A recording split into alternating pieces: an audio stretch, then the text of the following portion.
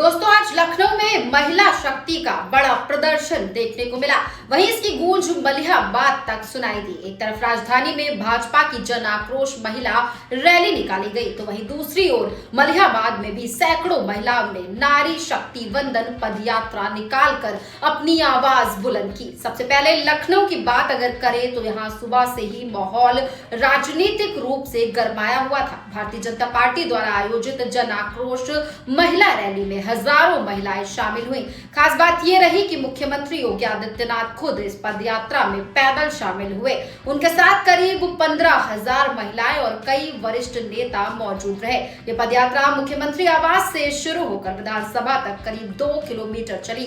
तेज गर्मी के बावजूद महिलाओं का उत्साह देखने लायक था। जगह जगह पानी और मेडिकल सुविधाएं उपलब्ध कराई गई थी। महिलाएं तिरंगा लेकर नारे लगाते हुए आगे बढ़ रही थी और महिला आरक्षण की मांग कर रही थी। इस रैली का मुख्य मुद्दा महिला आरक्षण बिल का संसद में पास ना हो पाना रहा। मुख्यमंत्री ने अपने संबोधन में कहा कि महिलाओं की भागीदारी हर क्षेत्र में जरूरी है और सरकार लगातार उनके सशक्तिकरण के लिए काम कर रही है। उन्होंने प्रधानमंत्री नरेंद्र मोदी की योजनाओं का जिक्र करते हुए कहा कि महिलाओं को आत्मनिर्भर बनाने की दिशा में कई कदम उठाए गए हैं। इसी कड़ी में अब बात मलिहाबाद की अगर करें, जहां महिलाओं ने भी जोरदार प्रदर्शन किया।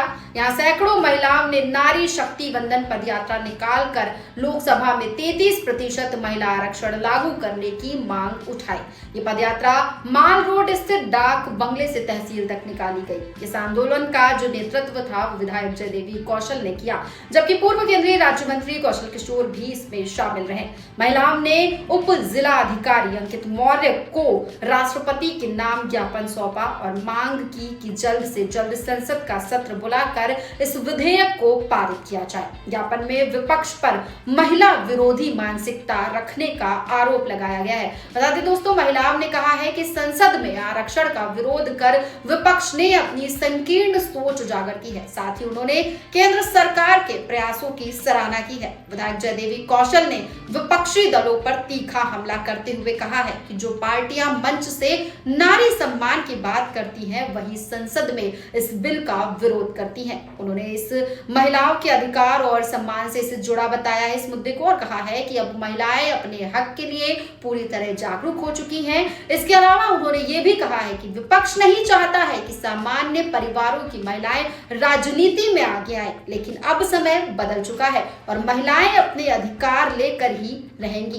इस तरह देखा जाए तो लखनऊ और मलिहाबाद दोनों जगहों पर महिलाओं की एकजुटता साफ नजर आई है। ये सिर्फ एक विरोध नहीं बल्कि एक बड़ा संदेश भी है कि महिलाएं अब राजनीति में अपनी मजबूत भागीदारी चाहती हैं और अपने अधिकारों के लिए सड़कों पर उतरने से वो पीछे नहीं हटेंगी। आने वाले समय में यह आंदोलन और तेज हो सकता है, क्योंकि अब महिलाओं की आवाज सिर्फ एक क्षेत्र तक सीमित नहीं रही बल्कि पूरे प्रदेश में फैलती नजर आ रही है।